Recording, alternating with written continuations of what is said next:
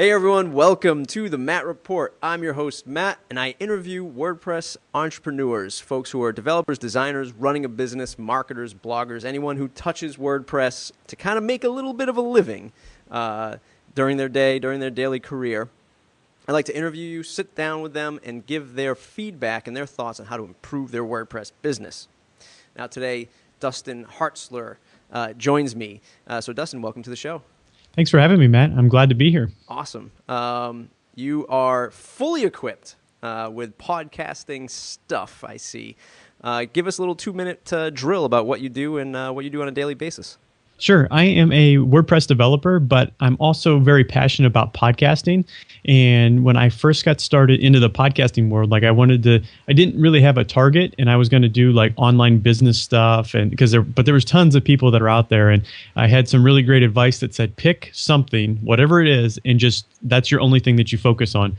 So I'm like, okay, well, I'm going to do a podcast about WordPress, and I don't know, can I keep it going? Is there enough content out there just to talk about WordPress? And that was in December of 2010, and I've released an episode every week since then. So wow, up to like 100, 110, 112, something along those lines. It's hard to remember. But I really just kind of teach people about WordPress. And it's very hard to do audio-wise because I do an audio podcast, but it's more along the lines of, hey, here's some suggestions, here's what you should be doing, or here's some things that you can look into implementing or adding to your website. So that's kind of me in a nutshell. That actually kind of started my whole business by doing a podcast, and then that got people interested in me and my skills and talents. Nice. Did talk us through your upbringing in WordPress. Did you have a little bit of broadcasting background in the beginning, or were you just always a coder developer and started building from there? Well, if we start back in college, when I'm only a few years out of college, I'm not that old, I'm just under 30, but I knew nothing about computers going into college. Absolutely nothing. I didn't even know how to buy one. It was crazy. And the more I got into it, the more that I really enjoyed computers. But while I was at college, I also had the opportunity to work at the radio station. And so I was a DJ on Sunday afternoons playing smooth jazz. I had no idea what I was playing, just playing this crazy stuff. And it was a work-study job. I got $4 an hour or whatever it was. And then I got into broadcasting in the sports department. And they said, hey, we need some more sports guys. And so I was like the voice of the high school football team in the little town that we went to for 3 years. And then I actually worked my way up to the varsity basketball, one of the announcers there. So we got to sit down on the floor and stuff. So I have more broadcasting background than I do programming background. And kind of just got into HTML websites, and I just loved it. I was one of those geeks that just loved planning an entire project from start to finish, so I wouldn't ever have to add new menus later. I wanted to be able to have it all done. And then all of a sudden, someone said, hey, you should check out this WordPress thing. It's really cool, and I think it would really help out a lot. And I just kind of got into it, and then I was hooked. I don't know if 100% sure, but I think I got involved with WordPress at about 2.7. Okay. I think is about the timeline that I kind of jumped ship from HTML and went to WordPress. Do you remember that first WordPress project that you worked on? All I remember a little bit. It was one of my buddies who I went to college with. I had built websites with him before, and he was running for a local campaign. He was trying to become a representative for the county, and he wanted to have a website. And I was like, well, I'll build it, no big deal. And dude, that thing took me about 5 times longer than it should have because I had no idea what I was doing. I didn't really quite understand WordPress. I didn't understand how to do a lot of things. And I've come a long way since then. But that was, I think, my first project. Nice. Thinking back to that first project and saying, boy, this was really tough. Now I can do this in 5 times less amount of time. Where were you looking for resources back then to help you out along the way? I think I was just Googling everything. I Googled probably, 1,000 different things, just small little things. I don't know how do I add the date to a post, or how do I add, just different silly things that I had no idea. I think it was more I didn't understand the structure of WordPress and how the template files worked and things like that. And I went back, you go back a couple years later and you look at your work that you first did and you're like, I would never, ever do that again. What was I thinking back then? But that's all what happens when you don't have a clue what's going on. Yeah, they say if you're not embarrassed by your first version of a product, then you're waiting way too long. But maybe in client services that might not match up too well. Right. So you have this you're not the typical developer who was, growing up with Commodore 64 to an Atari to a Sega Genesis, and you just sat there playing video games and coding all day. You kind of got into it when you got into college, and obviously curious to learn. How did you start that path of I'm gonna broadcast this message? I noticed on your About page you say you were actually still continuously learning, and then kind of relaying those thoughts and that journey with your audience. How did you go about that? Yeah, I think it was kind of when I first got started. Like I had a full-time job as an engineer that I quit, and we ended up moving halfway across the state of Ohio for my wife's job. And so then it was like, okay, I'm going to try this on my own. And I'm like, okay, I'm going to develop my own websites, but I always wanted to have this podcast. I'm a big podcast listener. And so I always I don't know, I just wanted to create my own thing. And so then it turned out like I would get one small project and then I would learn something. I was like, I've got to tell everybody about what I just learned, because it took me 3 hours to figure it out. Like if I can do it in a 20-minute episode, I really want to just save listeners time. And so that's kind of where I got started. And then it just turns out that more episodes come out of something that I learned this past week. Maybe it was a failed, a backup failed or something, and I talked through like why you should always have a backup and what precautions you can have to not have it fail, or whatever it is. So it's always like it doesn't go that I go out and looking for information a lot. It's a lot of times information finds me, based on whatever project I'm working at the time. And then it's like, okay, I'm going to share this on an upcoming episode. Yeah, that's truly how it comes about. Who are your other favorite podcasts that you listen to? Well, I listen to way too many. That's probably a thing. And it's hard for me to keep up because I live at home or like work at home and don't travel anymore. But I listen to, there's one called The Podcast Answer Man by Cliff Ravenscraft. He was the one that I first got hooked onto listening and learning about podcasts. And then off the top of my head, I listen to like Mac Break Weekly and Mac OS Can, a couple ones that just keep me in the loop. I'm a Mac guy, so all my gear is Mac and that sort of thing. And then there's a couple, Michael Hyatt has one that's all about intentional leadership, and Michael Stelzner has Social Media Examiner. So I kind of listen to a couple of those just to kind of keep up with what's going on in the social media world. And yep. I've got some friends that are coming out with some new stuff, social media wise, like about Pinterest and Google Plus and things like that. So I try to keep up with that kind of stuff as well, because I don't have nearly enough time to learn it myself, and I'll let them tell me while I'm shoveling the driveway or cleaning the dishes or something. Yeah, there's been a lot of snow around my parts so far. Not a lot of WordPress media. You and I are the only two that I know that are actually creating WordPress podcasts and freely education media. Why do you think that is? Is it just because WordPress is still up and coming? Do you think that there's enough draw for folks like you and I to continue on with this passion? Oh, there's definitely enough to keep us fulfilled for a long, long time. I think it comes to a little bit with the personalities of people, because there are developers out there that don't like talking to people. They don't like hanging out in public. All they want to do is code. All they want to do is create the next best thing. There was one other show that I was on last week. It's called WP Plugins A to Z, something like that, WordPress Plugins A to Z, and they talk through different plugins that are out there. But it all takes, I think, really that personality and that drive to continue to learn and continue to teach people. Like, I mean, I'm all about going to places, and I'll go to a networking thing, and I'm not the big, bold peacock that's out there, like, talk to me. No, like, if somebody's there, like, I'm just going to introduce myself and just carry on a conversation. Like, I'm perfectly fine going a week at a time with nobody, talking to me, but I'm also okay, going out there. And I think that's one big thing that we have that makes it easy for us to create content, because we're not scared behind the microphone. We're not scared, to voice our opinions. Yeah, no, it's a great point.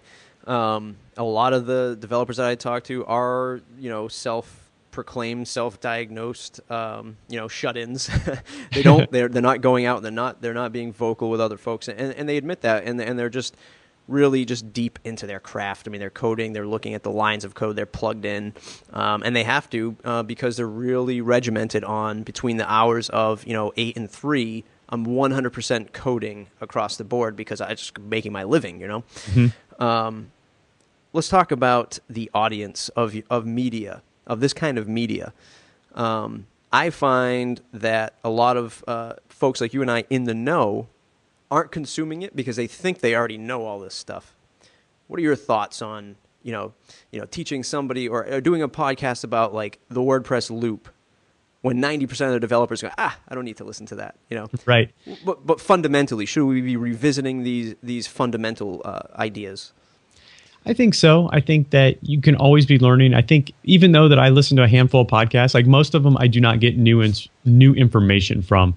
The one thing that I get a lot from podcasting, I think videos like this, I mean, it's a great way to share inspiration with people. Like people can tell, and they've told me before, and it's a problem with me. Like I talk too fast on my podcast when I get excited about something. When I'm really excited to share something, like they can tell, like I get excited. You can probably even hear my hands move when I'm, when I'm actually podcasting. But I think that just kind of staying in the loop with WordPress and just kind of knowing who the key players are and different things. I think even if you know everything there is to know about WordPress, even if you wrote every line of code in WordPress 3.6, who cares? Like I still think that you can learn and understand and even contribute to other people's shows and different things like that.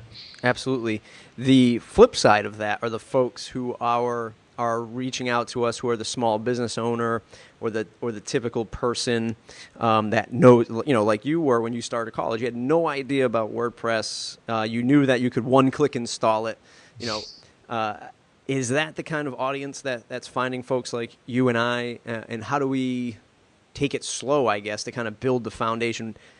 And let me just preface this. I tend to say that WordPress puts the barrier of entry too low. Like it's free, everything's free. You just grab 100 different plugins to create, this monstrosity, and everyone starts doing that, and no one's updating WordPress. Everybody's picking wrong plugins. So I guess the question would be, how do we teach the folks who are just starting to do things the right way with WordPress? Yeah, that's tricky. Like you did say, it's like anyone can do it. I mean, how many videos have you seen people link to, like set up a WordPress site in 20 minutes or less? Like anybody can do it, but I'm kind of targeting my audience on people who are really enthused about WordPress, whether they are a small business owner who's just looking to keep things updated. They want to know what should I be doing next. And then I have a lot of people who are developers, but they're not hardcore coder developers. They're just guys that have started, or maybe it's their full-time gig or whatnot. And then they spend some time, just not knowing what to do. Maybe their developer skills are installing a plugin, a couple plugins, doing a child theme, and then that's it. Just a few slight modifications. You never know, and so I just kind of, I don't know. I think it's very hard to understand and teach when you have so many different levels of people where they are. Mm-hmm. I do have some people that will email me and say, "Hey, I love your show.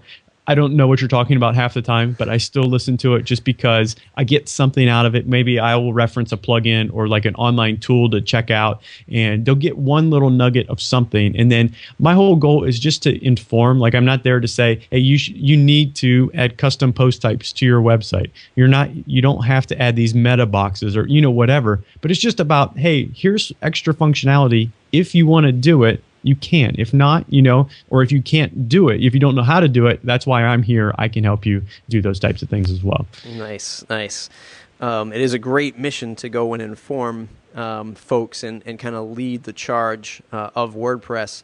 Let's talk about the business side of your podcast for a little bit. Are you filtering these folks into a newsletter, into some kind of monthly go-to meeting?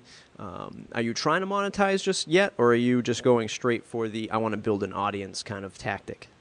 I'm kind of both, I guess. I started wanting, like you read everything. It's like, oh, you have a list. Now you can start selling to it. And when I first got started, I'm like, I'm all ready to start selling. I had 6 people on my list, like you can't do a whole lot with 6 people. Now I'm up to several hundred, people who have subscribed and are following me and whatnot. I do most of my stuff is completely free. I just give away as much content as possible. I've tried doing some live sessions, I called them, just kind of a go-to meeting type thing. Hey, let's hang out. I did a couple of those. Those went over really well. I've done webinars. I pick a specific topic, something that's very difficult for the audio. That's the big challenge for me is like, oh, how do I describe custom post types, in audio in 20 minutes or less? Like, it's very hard. So I've created webinars, and then just recently I've launched an advanced developer course that is something that's a little bit more, there's a lot more details to it. There's a lot of videos and stuff along those lines. And so while I'm not asking everybody to do it, it's the developers that just want to take their skill to the next level, and they want to kind of pick my brain. And those are the type of people who signed up, and that actually started today.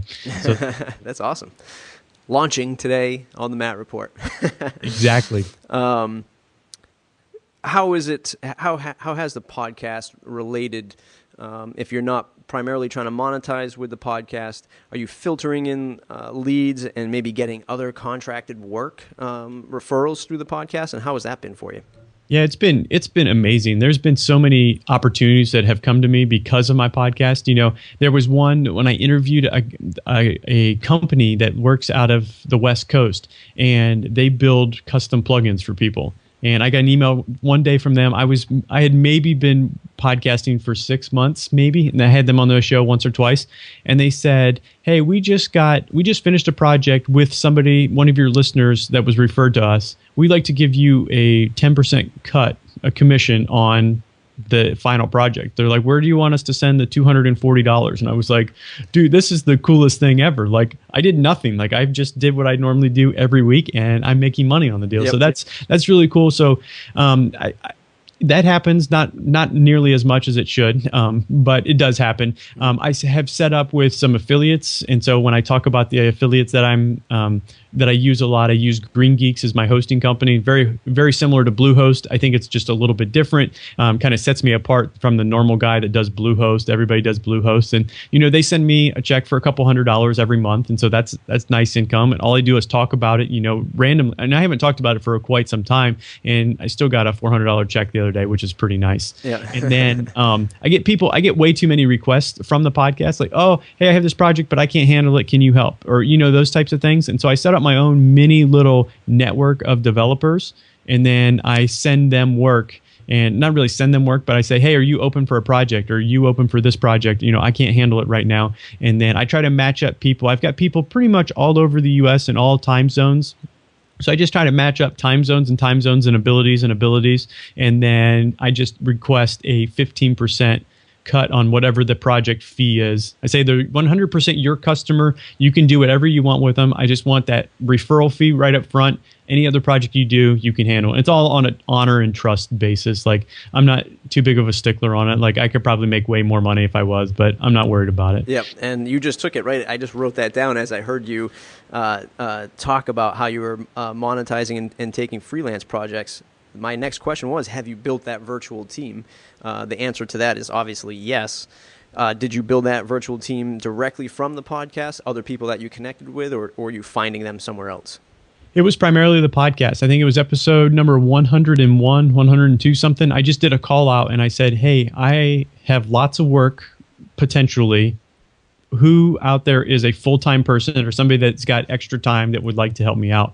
And I had 8 to 12 people like almost immediately email me. And then there's a couple of people locally. There's a local WordPress meetup group, and so I talk about that there. And I've got a couple of really strong developers from the WordPress or from the Dayton area that I've hooked up with. But I haven't used them as much as I thought.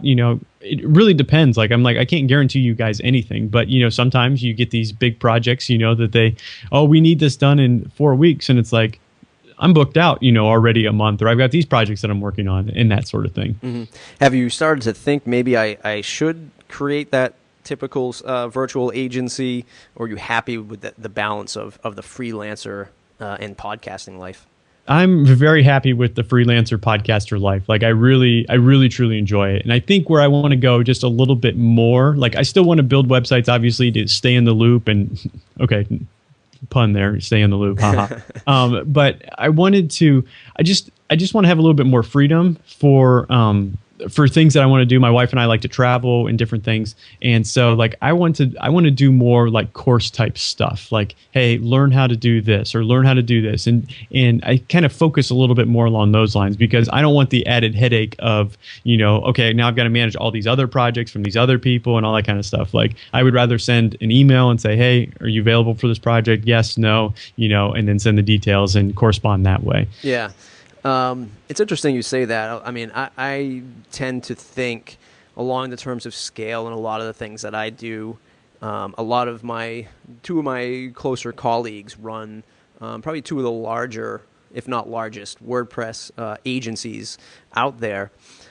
A lot of people are thinking, I want to grow, I want to make, the big bucks, I want to bring on the big clients like, CVS and, any Hollywood firm or something like that. Why is it? Can you go a little deeper into why you think you want to just stay away from that kind of growth? That's not for me. I'm not one of those, like, I hate going to like all the meetings and all the stuff that goes on with building a site. Like my favorite thing is working with an owner or like the marketing department. I work with one person, maybe two people. They say, this is what we need. I say, okay, I believe this, this might be wrong. And we just kind of balance back and forth. A conference call equals to-do list for Dustin. Like we're going to work through all these things. Okay, these are the things that I need to do. I worked in the corporate world for 3.5 years, and like I had so many meetings with big wig higher ups that nothing ever got done, and it just kind of annoyed me to it just really annoyed me, and I never got it to my potential. I think because I was never doing anything. Like it was like, oh, let's go to another meeting and let's absolutely do nothing. So even though, it sounds awesome to get let's do the CBS website and make $100,000, but it's going to be a year-long project, and it's just going to drive me crazy because I'm one of those entrepreneurs that I think of something new, I want to try it, I want to do it right now. Like, and then anything else I'm working on kind of gets shoved the other way. Like I never really finish anything, but I'm just one of those guys that I don't like those huge mega projects. Yeah. That's just my own personality. Yeah, I mean, a lot of them come with the same issues that you find with the smaller business or smaller client. It's just another zero at the end of the check, right. But it's still the same pain points, setting the meetings, and then everything is just exaggerated with that extra zero. So if it's 10 days, it's 100 days, right. If it's and I've come to find too, like most of my clients don't care if I leave the country for a week for a cruise or, go different places. I mean, I was out of the country, out of my office like 6 weeks last year on different trips and different things. But it was always like the thing that I hate the most about the clients are all of a sudden everyone's urgent issue is immediate now. Like it could have been solved 3 weeks ago if we had taken now my schedule, which I plan out at the beginning of the day, now has to be completely rearranged because you guys forgot to contact me because it's due today, that type of thing. And so that's why I want to kind of go more along the lines of the teaching, the sharing the information. And so that's kind of what's kind of led me that way. Just that way I can run my own schedule and I don't have to, I'm being more of a geek. Like I don't want other people to interrupt me. I don't want my phone to ring. I don't want to get email while I'm working, those types of things. Nice. Speaking of schedule, how do you balance the work with the podcast, and how much time do you actually invest in setting up for the podcast, or is a lot of it kind of coming to you as you're doing the work? A lot of it comes to me throughout the week. Like I record on Tuesdays and it goes out on Wednesday morning. It's just kind of my thing. And from Wednesday, from the time the last show's published, I'll get email questions in, or I'll get somebody like, oh, can you cover this topic? And I have a list that I just kind of filter all that information into. And when it comes to Tuesday morning, Tuesday afternoon, I kind of look through and see, hey, what's coming up? What kind of questions do I have this week? And then start answering them then. I normally it's a 20 to 30 minute show for the most part, and it'll take I try to give myself a half hour to an hour, like an hour at the most in prep. And just trying to figure out what am I going to talk about, researching it, make sure, because the worst thing is like, oh, someone has a question and it's really simple, like I know the answer, but I don't want to stumble all over the answer, because then then I have to edit it, and that's just a complete pain. So then I pretty much go live to hard drive for the most part. Like I like to record and then go straight to publish, and then I type show notes up, which is basically copying and pasting all the text that I've talked through during the course of the show. So I probably have, and then I've got to create some album or artwork or some artwork for the blog post and things like that. I might have 2.5 hours at tops in a week, putting together the podcast. And then if I'm sometimes I do interviews with different people, then those are kind of scheduled. The interviews are scheduled sometime throughout the week that works well. And it's normally a small chunk. And then I take those chunks and then I'll wrap, a beginning and intro and then an end. And then I'll usually do that on Tuesday. So like last Wednesday, I interviewed somebody, and now I've got that section just done, sitting there waiting to go. And now my recording tomorrow it's going to be very, very simple. Yeah. Nice. I'll tell you, I have zero experience of podcasting and broadcasting until, of course, starting this show. And I run another show from my studio where we interview. It's all video. We review plugins and themes and stuff like that. Okay. But when I first started out, I was just booking people. Whenever you can do it, let's just do it. And I was finding myself just getting interviews just all over the calendar. Either back to back or one in the morning, one late at night. So now what I'm kind of just practicing now is just booking Mondays and Tuesdays from 9 a.m. to 3 p.m. Eastern time. Because, folks don't realize, but 2.5 hours, that's a good chunk of time for you for a podcast. That's a good chunk of time invested in that. And especially if you're going to do some editing, I try to do the same thing. I try to skip the editing and just record, put bookends, and that's it, and get it up. I do need to venture into the audio side now and extracting the audio from the video and kind of putting it out on iTunes and Stitcher Radio, hopefully. But there is quite an investment, and I was just listening to now the name is escaping me, but I was just listening to a podcast before this, and they were talking about if you don't stick with it, if you don't keep it going, it's going to be that same issue when you just start out blogging and you blog for like 3 weeks consecutively, and then you kind of tail off. Did you ever hit that wall with your podcasting and say, I don't know if I can continue with this, or I don't know if I should continue doing this?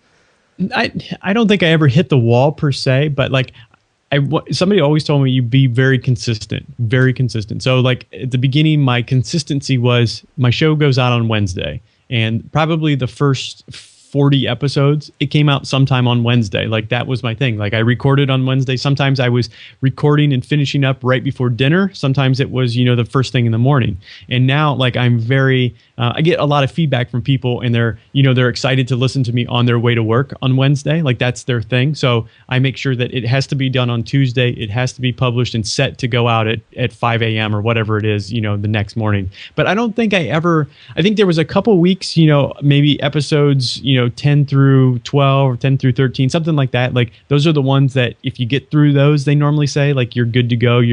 But I think I probably, if I remember right, like I just had problems coming up with what should I talk about. Like I was interested, and I might spend an entire day just trying to figure out what am I going to talk about.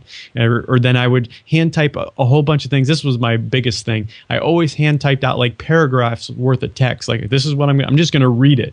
And then of course, like I would look away, I would do something, and then I would come back and I'm like, where was I? And then you sound like you're reading, and I'm like, that's not what I need. So now it's all bullet points. It's a lot off the top of my head because it flows just so much better. Yeah. But I don't think I ever like got stuck and like just wanted to give up. Like I've wanted to give up just working for myself before, based on some headaches and different things with clients, but I've never wanted to give up the podcast. That's always been kind of my drive. Nice. Yeah. I'm having a great time doing this stuff. It's a great learning experience, and the feedback that I'm getting is amazing from the folks that are listening to it and benefiting from it. I remember when I started, my biggest podcast that I always listen to is Andrew Warner from Mixergy. And 700 plus interviews. This guy is calculated. He's been doing it for so long. And then he's got a whole staff that pretty much pre-interviews and then creates the questions, researches the guest. So when I set out, I'm like, I'm going to do that same thing. I'm going to research everybody. I'm going to create these engaging questions. And before you know it, you're like 3-4 hours into this. And then when you do the interview, you just start getting off track because something else comes up. Right. And you're like, I just wasted 4 hours researching you, and Right. we didn't even talk about the stuff that I wanted to talk about. Right. Exactly. So it's definitely an interesting balance for those of you who might be thinking about doing this. To try to go with your gut, but you just let it know. Just be known that things are going to shift around as you move forward. Let's talk about specifically WordPress and the community. You are in Ohio, right? Correct? WordCamp Ohio is coming up, right? In a couple months? Yeah. There's WordCamp Columbus. There's a Columbus one and a North Canton one. Okay. One is in April. North Canton's in April, and Columbus is in July. I think they just came out and said that. Are you regularly attending these WordCamps? Do you find them beneficial? I found them hugely beneficial. I know that I know a lot about WordPress, and I am normally the dumbest guy in most of those rooms. Like, that's what I love about it. There's so many people that know so much more than you, and they're all willing to share. Like, you know, the coolest thing is just going to those things. You know, you meet people that you follow online. That's one thing that's really awesome. And then two, it's like, I don't understand what you just did. Can you go back and do that again? Or there's so many people that are using the command line. It's like, wow, they just created an entire plugin, WordPress, everything from the command line. Like, how awesome is that? And so I love those things. Like, I spoke at 2 different ones last year in Columbus, and I drove all the way up to Grand Rapids. Had some friends up there that invited me up. And so I'm like, yeah, that's only a 5-hour drive from my house. I'll go ahead and do that. So I'm looking to, hit a few more this year. I'm going to submit some things to speak about, and just kind of, I've been doing well with talking about podcasting and WordPress, and so that might be my go-to topic. That's awesome. WordCamp's obviously super beneficial. The one thing I did notice, and I always kind of bring it back into play, because I think that a lot of people who might listen to this and even your podcast are the self-proclaimed introvert. When I went to my very first WordCamp a few years ago, I saw that clearly. I saw that divide. I saw the people from Automatic, from like Code Poets and stuff like that, presenting and having that kind of group around them. And I noticed that there were other developers and designers that were just too standoffish, afraid to get themselves out there. Do you see that when you go out there? And if so, do you have any words of encouragement for these folks? Yeah, I think I do. I see that a lot, and I'm just one of those guys too that I just ask people questions. Like, I'm not, in their face, but or I'll try to make a joke. I'm more of a joking type of guy. And so I'll try to make a joke, and then I'll look and see if anybody else is like laughing along. Like, do they think it's funny, or am I completely if not, idiot? I gotta run. Right, exactly. But I think just some encouragement is like, for people, even if you don't know them, like, every person that I've ever met and shook their hand and just talked to has been super nice, and they've been super helpful, and they'll share their secrets. That's the best thing about this community. Like, I don't know one person that says, ha, ha, ha, I know how to do that. You don't, somebody's going to put up the code on GitHub, or, they're going to tweet it out in a post or something, like, everybody's super helpful. And even if they appear to be the smartest person in the room, I'm sure that they'll still be able to, they won't bite, I'm sure. Yeah, that's great. That's great advice. Little curveball question that I like to throw in every now and again. You don't have to answer this if you don't want to. The recent news about the WordPress Foundation kind of blacklisting folks who are selling on ThemeForest or any other non-GPL marketplace. Any thoughts on that? Do you have any plugins that you sell in marketplaces and whatnot? I don't sell anything. I do purchase things from there. I think it's a great place to purchase. I like to tell people about it so they can kind of get theme ideas. Like, it's one of my favorite places to point people to, like, especially if they're super low budget, hey, go to themeforest.net, $40-50, we can get you started, and that's going to save me a lot of development time. But I think it's, I haven't done a lot of research. Like, I saw it come out, a couple weeks ago, and I think it's a shame, like, really, like, those people are so, like, the first instinct that I thought of was Pippin Williamson, because I knew that I purchased one of his plugins from Code Canyon, and he spoke at WordCamp Grand Rapids when I was there. And I talked to him, and he was like the nicest guy and one of those smartest guys, that I talked about. But that would be a shame. Like, he was helping, and this was, kind of cool, but he was helping other people walk through their code or answer the questions during other people's presentations. Like, the guy is so smart. Why would you want him not there? Like, he does that. Like, that's his living. That's his thing. Like, that makes it so much easier for him not to have to manage selling things. You put it out there where hundreds of thousands of people can see it instead of trying to come to his site. So I think it's a shame. I think that, I don't know, something should be done. I don't know what, because I'm not really immersed in it that much, but I think we would totally be missing out those resources, that knowledge at WordCamps. Yeah, it's funny you bring him up. I interviewed him a couple weeks ago. It hasn't debuted yet. But one of his pieces of advice for folks who were jumping into selling plugins was to get on a marketplace, because it's your first place for the most eyeballs, right? Mm-hmm. You're not really, of course, you have WordPress.org/extend in the repo, and you just don't get you don't get that marketplace traffic like that, right? Right. It's just not built for that. It's not a marketplace. Right. It's like it'd be like putting your plugin on Amazon.com. Right. Like, people will stumble upon it, because it's there. And my first reaction was the same thing as yours: is why would you turn away such talented folks who are still spreading the word of WordPress? But let's be honest here, folks. This is a super competitive market. I mean, it's a global marketplace, right? And to the average Joe who's just looking for that service, they'll look on Elance, on Odesk. They'll go to wherever the cheapest dollar is. They don't understand the value of finding somebody really good. And to turn away that, to me, is like, hey, we're a soup kitchen, but anybody in the 1% is not allowed to come and help us. Well, of course, people are going to help, right? Right. Why would you turn away? Because again, the bottom line is they're all volunteers, right? And we just successfully ran our first WordCamp here in Providence, Rhode Island. And I was a volunteer speaker and a sponsor. It was a lot of work. It was a lot of work. And to turn away volunteers is a little crazy to me. Definitely. How do you deal with the $500 client? That client that says, or $50 client who says, I only got $100. How can I get something going for that? Yeah, it seems like I get a lot of people like that. The $500 client. Like, at first it was like, yes, I'll take it. That's no big deal. But now it's like, wow, for $500, that is not nearly enough, or at least in my opinion, for some of the things that I'm doing repetitively. So what I recommend, if that's the case, have a $500 client. I will tell them how to set up a hosting account. I have a step-by-step text expander script. Hey, do this, all these steps, and then that gives me an $100 affiliate relationship or affiliate payout from Green Geeks. And so that's going to make it a $600 project now. So it's getting me a little bit, and they get all that stuff set up, and then it's, I honestly have to say, hey, this is, either the, like, I'm a builder user, like the iThemes builder.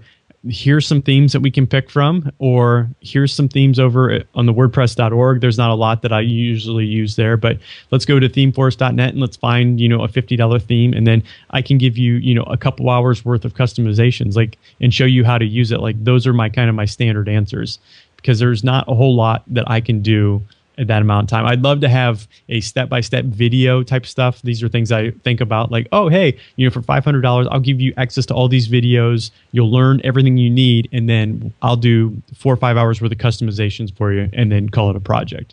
Not there yet, but that's what I would do in an ideal state. That's an awesome answer.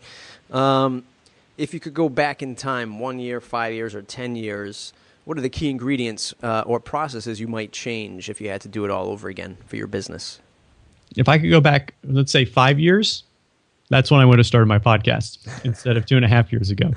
Like, why didn't I start back then? Like, I don't know. Like, my wife was still in college, and I was living on a college campus, and I had nothing to do in the evenings ever. Like, I just read books or watched TV, or worked out, played sports, whatever. It's like, dude, I could have been awesome. I could have had so much more knowledge in WordPress. So that's what I would have done. I would have started earlier, just learning. Like, I was already learning about HTML and different things, but I would have started learning with WordPress earlier. I think, I don't know, it would have helped me. It would have given me more like, oh, I've been doing this for 4 years now instead of, 2 years or whatever. But I think that's kind of what I would have done had to start over. I don't know, like, I don't think about it much. Like, I'm very much in the moment type of guy. Like, this is where I am. Like, I chose 2.5 years ago to quit my full-time engineering job to do this. Should I have done it? Should I have waited another year? Should I have not? Like, I don't care. Like, I'm doing it now. I'm loving what I'm doing. And I mean, who doesn't love working from home and never going outside? Like that's the running joke between me and my friends. Like, yeah, I left the house on Thursday because I had to go to the dentist, but yeah, this is the first time I've been out of the house in a week. Like, that's fine with me. Yeah, that's an awesome answer. So that wraps up the more formal interview. Let's jump into the next segment called What's in Your Toolbox. So what piece of software besides WordPress or hardware do you need to run your business on a daily basis? Yeah, well, this guy, I would say, is one piece. It's a Heil PR40 with some sort of boom mic, and then I use this a lot, whether it be podcasting. It's my main podcast. It's actually my telephone. I answer this when my computer rings, my Skype line rings, and I also use this for video. I've got it set up so when I use ScreenFlow and whatnot, like I record with this high quality sound. I mean, I paid for the microphone. I might as well sound awesome with my videos as well. So this is my big piece of hardware that I use. 27-inch iMac that I'm sitting in front of. That's another huge thing. I find that I almost can't do work when I'm not on it because I just don't have enough room. Like, it's like, where's everything? Yeah, it's kind of a pain. But those are my two big gears. And I guess I also have, for podcasting, I have an Edirol recorder. It's just a digital recorder. I had an interview with a guy. My very first interview ever was I recorded straight into my MacBook Pro into Audition or GarageBand, whatever I was using at the time, and I got it done. And yep, looks good. Hit record or hit finish stop, and I lost it all. Like, the computer did something, and I tried for like 4 hours to do the recovery within Audition. It was a pain. So I went out and $250. Like, I got the recorder. Haven't lost or missed an episode. Like, everything always gets there. So those are kind of some of the hardware pieces that I use to run my podcast and my business. And then when it comes to software, I use ScreenFlow. I use Adobe Audition. I use a program called SoundCloud. What's it called?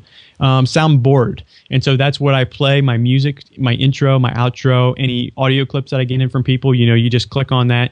It's by Ambrosia, I think, is the name of the company.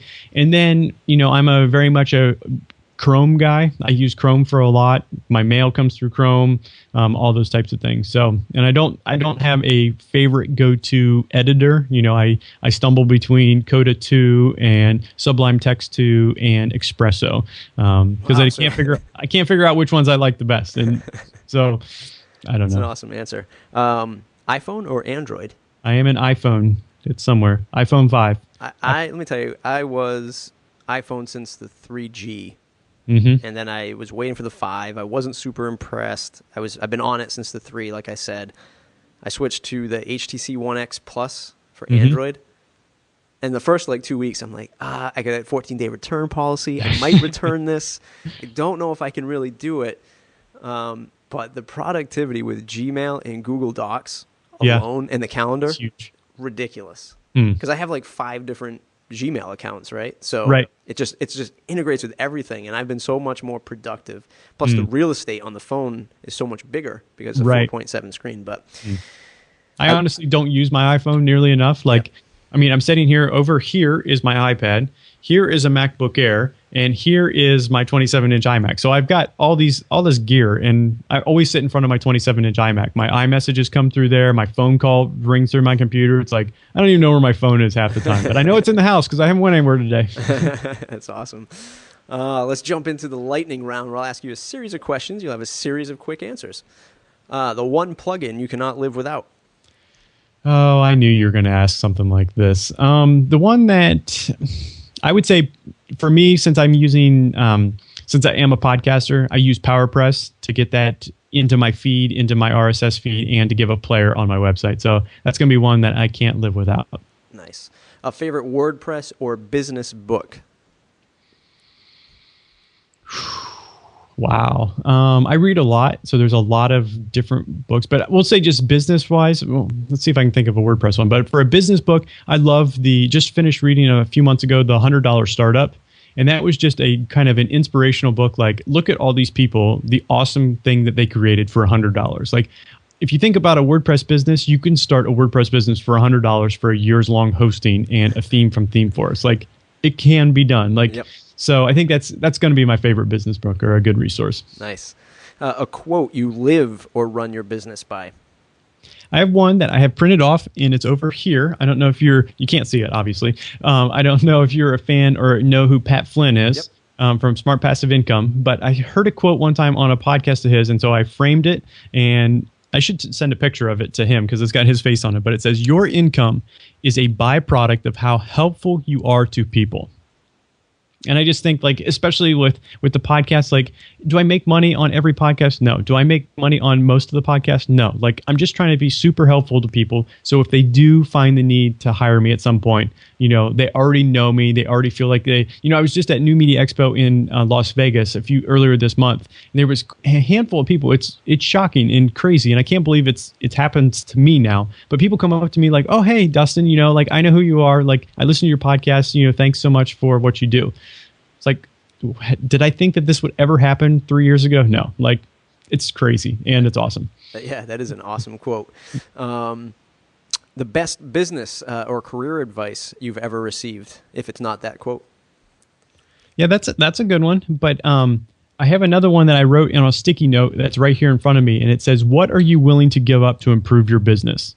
And I look at that a lot because, you know, if you're not always trying to improve your business, or, you know, you're always keeping the same things, you're never going to improve. You're never going to make more money. You're never going to, you know, really truly have that business that you want. So that's a good quote. I forget where I saw that somewhere. I was like, oh, that's a good one. Sticky note, and it's on my desk, so I see it every day. You give up going out in public to make your business successful. Exactly. The longest a client project has ever taken. Oh, wow. I guess I had one that was going to be, you know, a 2-3 week project that turned into about a 3 or 4 month project. And it was all because there was a plugin conflict that I didn't know about. It was just kind of a pain troubleshooting and tracking it down. It worked. 95% of the site worked, except that one little piece that 95% of people would have never even solved. But, you know, you never know. But you got to have it right. You got to have it good. But that's correct. 3-4 months for a 3 week standard site. Great. If you had to switch to another CMS, what would it be and why? It's not going to be Joomla, because I think Joomla's stupid. No, I just don't understand Joomla. That's the problem. Like, I don't get it. I would probably have to say Drupal would be my go-to, mainly because, like, I'm in a website design book club, and everybody but me and another guy are Drupal people. And just, I would know that I have these personal friends that know about Drupal that I could say, hey, can you help me with this? I don't know what this means. Can you explain this? What does it, is a module the same as a plugin? Like, just let me, you know, help me figure this stuff out. So that's why I would probably choose Drupal. Yeah, I agree. I love Drupal too. Who should I interview next? Have you interviewed Matt Mullenweg yet? No, but I will definitely try. I guess I'm not 100% familiar with everyone that you have interviewed. Yep. But I think that I love listening to and following the tweets of, like, some of the core developers from WordPress. You know, the Andrew Nason, the Otto, guys like that. Like, you already had Pippin on. I think he's a great guy. What about another cool guy that I met at a PodCamp or a WordCamp was Brad Parbs. I don't know if you've heard of him or talked to him. He does a lot with, or his session that day was on responsive design. So he's a kind of a neat guy to reach out to, and I find his tweets hilarious and enlightening. And he lives in Wisconsin or somewhere crazy cold, and so that's kind of unusual too. Nice. I will try to get him on the show. What's the one question I didn't ask you that I should have? Man, I should know these things from listening to Mixergy interviews. Like, I think that's one of Andrew's things, isn't it? He says, "What should I have asked you?" I don't know. What's the top secret stuff on the whiteboard behind you? This over here, the top secret on this side, that you can barely see, is my tally for how many hours I've written on a book. I'm writing a book on how to become a WordPress developer. Oh, there you go. I have something like, I forget, it's like 20 hours and 22,000 words that I've written that I'm working on. So that's what that secret is over there. It's not a secret anymore. That's awesome. What you didn't ask me is how I found my clients when I first got started. How did you find those clients? I'm not answering that. Ooh. No. I don't know where I found this information, but I'd started to do custom Twitter searches. And this is something that nobody really knows about. So I tell it all the time as my own, like, Dustin Hartzler secret. But you could go in for Twitter and you can search what people are talking about right this minute. So I would go in and I was like, oh, I'm going to see what everybody's talking about on WordPress. So I would type in WordPress to the search box, and then I get people that said, oh, check out my blog. It's such and such and such and such WordPress.com. And I was like, that's not what I want. Like, I want people who have questions about WordPress or need help or, different things. And I ended up setting something up. It's like WordPress, but it's -.com. And then I use so that kind of filters out anything that uses a, WordPress.com domain name. And then I either used how to or help as my keywords. And then I would look at in real time what people were talking about. And a lot of times they're like, help, does somebody know how to do this? Or does anyone know how to do this? And that would be a perfect time for me to just reach out and just say, hey, have you fixed your solution? Like or have you fixed what your problem is? I'm a developer. I'm more than willing to help. That was never a time for me to go and shout and say, hey, buy this for me. Like, I'll fix it for $100. Never did I do that. And one of probably my longest client, I've been working with her for 2.5 years now, came from somebody that was like, oh, I can do that. She wanted to basically move her footer, like the footer widgets, to the sidebar. Simple project. Remember, a very beginner developer, had no idea how to do it. And I'm like, oh, I can do that for $50. $50 sounds good. 10 hours later, I was finally wrapping up the project. And now, like, she understood how long it took me, but I was still true to my word. I still only charged the $50. And we've worked on numerous projects, and I've made tens of thousands of dollars from her. So that's awesome. That's a great story. Yeah, that's my secret to success. And now, like, I don't do it nearly as much as I should, to reach out and just help people. But I always find when I do it, like, I always do it when I don't have the time. It's like, oh, I have like 10 minutes. And then all of a sudden, like, 30 minutes have went by and I'm like talking with all these people and just making connection points with people. And that's kind of one of my things. Like, I just like meeting people and talking and seeing what they're up to. That's awesome. That's a great ending to an awesome interview. Before we wrap it all up, I just want to tell folks, look, this is the show that is about WordPress entrepreneurs. It's not just about WordPress geeks, WordPress developers, designers. Pre-interviewing somebody who's coming up for my next show, and they said, well, I don't know anything about code. I'm more of a project manager, marketing guy. And I said, that's perfect, because I want to get that different angle to help everyone with any part of their WordPress business.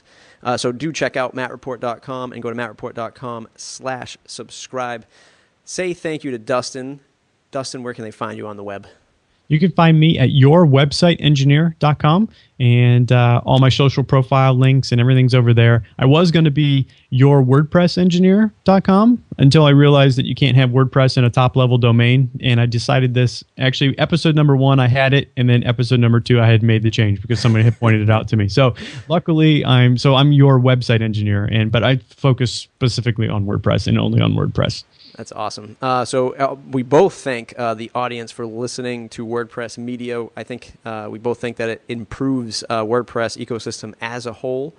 So keep listening to both of us. Check out Dustin. Go online. Say thanks. And Dustin, thanks for doing the show.